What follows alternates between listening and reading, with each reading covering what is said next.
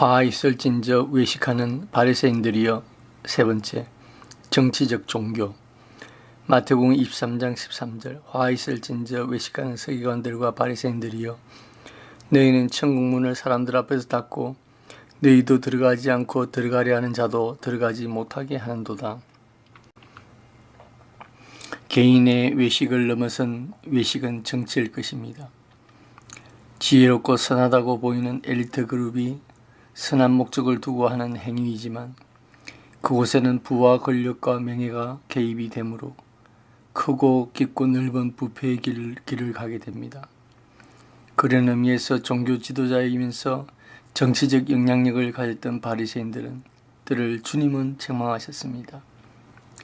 그러면 정치가 외식적 활동이라면 왜 예수님께서 당시 권력을 장악했던 정치 집단인 장로 그룹들은 오히려 책망하지 않으셨는가 하는 의문이 생깁니다. 예수님께서 바리새인, 서기관, 사두개인, 제사장 그룹들을 책망하신 것은 결론적으로 말하면 종교인들이 종교를 넘어서 세속 정치에 개입하는, 즉 종교인들의 정치화를 일반 정치보다 더 큰 외식으로 보셨던 것입니다.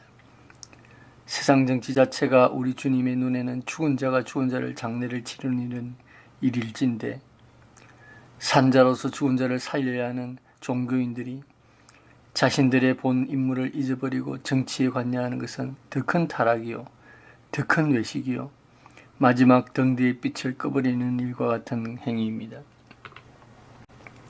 종교가 세속 정치에 강하게 개입하거나 정치 권력을 장악할 때 어둠의 시대가 옵니다.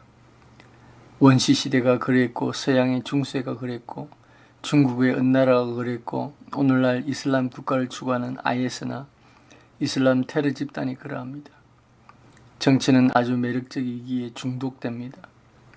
정치는 지식인, 부자, 선동가들, 유지들에게 가장 매력적인 유혹입니다.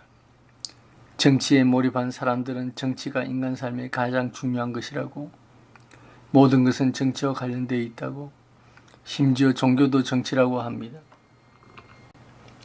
정치는 종교에 늘 손짓합니다.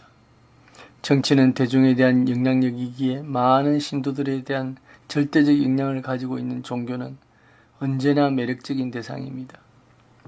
그래서 대선 후보들이 종종 자신의 신앙 노선을 밝히고 지지를 요청하기도 합니다. 그런데 정치인들은 본래 그렇다 하더라도 문제는 종교인들이 편성하는 것입니다. 종교인들이 어떤 정치적 주장과 세력의 편을 들고 그들에게 힘을 실어주므로 직접 혹은 간접적으로 정치화되어 갑니다. 종종 교회 혹은 목사가 사회 문제들에 대해 목소리를 내거나 분명한 입장을 밝혀 영향력을 끼쳐야 한다고 주장하는 분들이 있지만, 그러나 그것이 바로 종교의 정치화입니다. 모두가 정치화되고 정치에 빠지는, 정치에 미친 사회는 건강한 사회가 아닙니다.